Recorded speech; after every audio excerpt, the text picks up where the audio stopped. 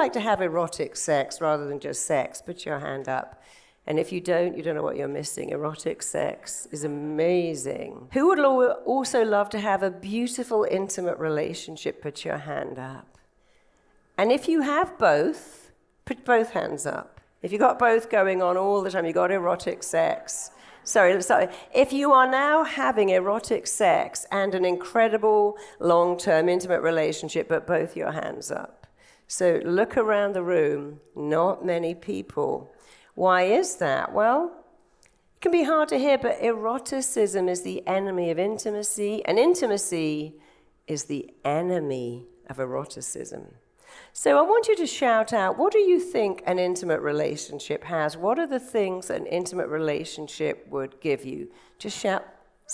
Friendship, trust, safety, love, empowerment and protection, joy, stability. What else? Respect. What else? Kindness. Confidence. Okay. And what do you think an erotic sex life would give you? Orgasms. What else? No, it doesn't. No. Okay, well, maybe if you bang your head against the headboard too much, but you've got to move down the bed a bit. What else do you think an erotic sex would give you? Say that again. Pleasure, energy, excitement. What did you say, sorry? High pressure. You see, nobody said the same thing. When you have safety and trust, that's all lovely, but actually that cancels it out. I put some little notes up for you, just in case I needed to remind you. So, you make natural killer cells when you orgasm. You make oxytocin, very bonding. Actually, this is only for people who can have safe sex. Semen contains prostaglandin. It's a natural antidote for women to absorb semen, and men too. We're going to cover all relationships here. Prostaglandin is nature's most powerful antidepressant, and you absorb it through semen. Obviously, you can't do that with hookups, but if you're with someone, regular sex is a powerful antidepressant. It does all of these things. So, we'll come back to this in a minute. There's my little notes. Okay, so this is what erotic sex needs. It needs drama. It needs mystery. It needs suspense. It needs eroticism. It needs edginess. It needs naughtiness. What great sex needs, I'll say it again, is drama, mystery, suspense, eroticism, naughtiness. One of my clients said, my husband wears pajamas when we're going to have sex. He comes out of the bathroom with just the top on, no bottoms. It's the most unsexy thing you could ever imagine. It's like, oh, we're going to have sex now because he's left the bottoms off. It's like, what the f***? I mean, is that romantic? Is that sexy? It's not sexy. I just wish he'd either come out completely naked or take them off. Another of my clients said, we have sex every Saturday morning and then we go grocery shopping. So boring, so predictable. And we always do it the same way. My partner's got a routine. And you've got to mix it up. So when you go to a hotel, it's all different, isn't it? You're more likely to have sex. But when you have intimacy, relationships give you intimacy, respect, safety, security, the very things that erotic sex doesn't want. I don't want safety, the same thing. I want to be tied up or pretend I'm a pilot and you're a stewardess or I just met you. One of the things I love about A-Fest is that we get to dress up. I mean, since I've been coming to A-Fest, I've had sex with a Greek god, I've had sex with a cowboy, I've had sex with a robot. Because we go to the fancy to go home. I said to my husband, keep that on. Keep that Greek outfit on. He says to me, keep that little slave girl outfit on. Just wear that. And it's exciting because it's different. He's also very good at doing all the accents, which is very helpful.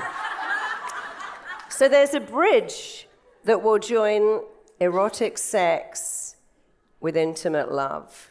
And the bridge is called fantasy. And people say, oh, I don't want to do that. I was a sex columnist for Cosmopolitan for many, many people write and go, oh, I'm so bored with my husband. he's a lovely guy, but the sex is so, I know exactly what he's going to do, when he's going to do it, every move he's going to make. And they'd say the same thing. I love my wife, but I just don't really feel interested. Why? He's so predictable. So how can you make what's predictable unpredictable? There are many ways, but the fastest way is to use fantasy. People say, I don't want to do that, it's disrespectful. Do you really think your partner cares if you're having multiple orgasms and you're super responsive, that it's disrespectful? They don't know anyway. And it isn't like, okay, I'll get into bed with you, but I'm going to pretend you're Brad Pitt or George Clooney or, I don't know, someone. You don't have to tell them. But if you did, they probably wouldn't mind if you said, hey, could you pretend to be somebody else? And the way to do it is to say, hey, what could I do for you? What's your fantasy? What would really turn you on? One of my clients said, my husband was ill and I got a little rubber nurse's outfit and I put it on. Didn't even look at me. I said, but he was sick. That probably wasn't the smartest time. I couldn't get this freaking rubber thing off either. He was ill. He had to try and peel it off. We ended up cutting it off and it was not very erotic. But that probably wasn't his thing, a little rubber maid's outfit, a little rubber nurse's outfit. So the first thing is you have to say to someone, not, hey, this is what I need, but what would excite you? What would you love? What would thrill you? Because in a relationship, we want to please our partner. And I promise you, your partner wants to please you. But unless you tell them, I would love it if you would do this. After 50 Shades of Grey, which was a terrible book, but people began to think, I'd like to do that. I think I'd like to be tied up or blindfolded. Gave people permission to do it. It's been a bestseller for years because it gave people permission to do something they thought was disrespectful. I was on a boat with my husband going around the Greek islands last year, and this girl was saying, I really want my husband to spank me, so I can't do that. It will hurt. She said, no, I want it. He said, no, I couldn't possibly do it. It's disrespectful. She said, I want to be disrespected. I want that. Don't you get it? He said, no, I feel like I'm going to hurt you. She goes, but I want that. He said, no, I couldn't possibly do it. And he sort of missed the point. She wasn't asking him to beat her up. She was asking him to have a little bit of play that she found exciting, and he couldn't get it. So here's the thing that makes any relationship last. There are 3 things you need. One is best friend chemistry. That's really important. But the second is sexual chemistry. That's the glue that will keep you together when you're sick, when your kids are sick. As long as you keep that sexual chemistry. Of course, you can have times off. You just had a baby. Your partner's just had COVID. It's not constant, but best friend chemistry and sexual chemistry are not one or the other. We'll say, oh, no, we're best friends. We do everything together. We don't have sex, but, we're like brother and sister. Well, that's really bad. Or they go, oh, my God, the sex is amazing. I don't actually really like them very much, but the sex is so good that I can't leave. And you can have both. You can have best friend chemistry. It doesn't mean you go to the nail bar together and watch everything together. It means they are your best friend. If you're going to a desert island, they're coming with you. My husband is very much my best friend, but we don't do everything together. I have stuff I would never do with him, like going shopping or going to have my nails. I don't say, oh, come with me and sit in the chair and talk to me, because that would bore him out of his mind. Plus, he likes to go to the Amazon store and spend hours in there.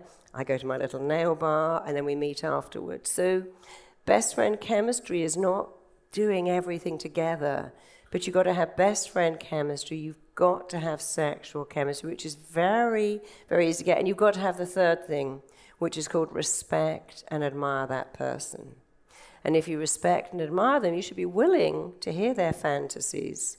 Obviously, if you say, well, I don't want to do that, that's not my thing, I hate the idea, that's fine.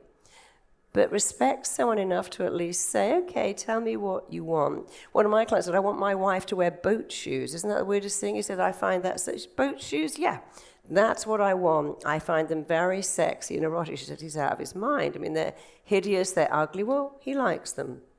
So respect him enough to put them on. Is that a hardship, putting them on you might feel a bit silly, but if you're going to have amazing sex and look younger, fight depression, fight aging, what's the big deal with the boat shoes? Just take them off afterwards. So if you respect and admire someone, then you should respect them enough to try something as long as it's safe and not painful and not horrible. You should at least say, well, I'll try. I feel like an idiot, but I'll try it once. And so the very smart way is to find out what your partner likes. So when they tell you, don't go, oh my God, that's so pathetic, or burst out laughing. Go, are you kidding me? Just go, oh, okay, that's interesting. Yeah, really, tell me more. Because when you allow them to share their fantasy, you can share yours. And again, fantasy is the bridge that gives you erotic sex and intimacy all the time. It gets to be something you do together. But people are so scared of fantasy in case they feel like they're being unfaithful. They feel like they're not really caring. But it's actually a really powerful thing to share together. I met Missy. How many of you have met Missy and John Butcher? They've been married for nearly 40 years, and they're very honest. They go to clubs in Paris. Missy dresses up, and John shows you pictures of this, and they call it the X Factor, and they don't hide that. They're very honest about, hey, we're together, we've got 4 children, we've got a business, but we prioritize our sex life. We take little stuff on holiday with us. We have a little sex bag with all our things. And we make that a priority. And in making it a priority, they said we do it for each other. So they obviously are doing something very right. And I've got many clients who've been married or together for 30 to 40 years. And I always ask them, hey, how is this working? One of my dearest friends, she's a powerhouse in television. Her husband's been an out-of-work actor for, 30 years. And she says, he's my silverback gorilla. You know, I love him, I respect him, we have the most amazing sex. He really is a silverback gorilla. And even though I'm the powerhouse, so when I come home, I let him take control. And I was actually interviewing John Gray last year, and he told me something interesting. He said, you know, powerful women need fantasies more because they can't let go. They go to the boardroom and they're in charge, and when they come home, they actually need that. They actually require it because it allows them to be someone else, to surrender, not to be a surrendered wife. I don't agree with that at all, but we're so busy thinking, oh, no, I've got to be respected and I've got to be in control and everything's got to be just so. And I love the fact that he'd researched that, and so had I, that when you're a powerful woman, sometimes it's quite fun not to be powerful in the bedroom. I remember Tony Robbins' wife saying, no, I like to be slammed up against the wall by Tony, and I like him to. I think most of us like to be slammed up against the wall by Tony. But I love the fact that she was very honest about it. She didn't say, oh, he has to respect. She goes, no, when he comes home, we have little things that we do. And so how many of you can see that that's really important? You see, the only therapy that works for you in changing your actions and your behaviors is therapy that changes your neural circuits. If you do something that changes your neural pathways, you'll keep the change, which is why in just a few minutes I'm going to hypnotize you all to have powerful orgasms. So all the men in the room, I'm very glad you're here because you can help women have powerful orgasms.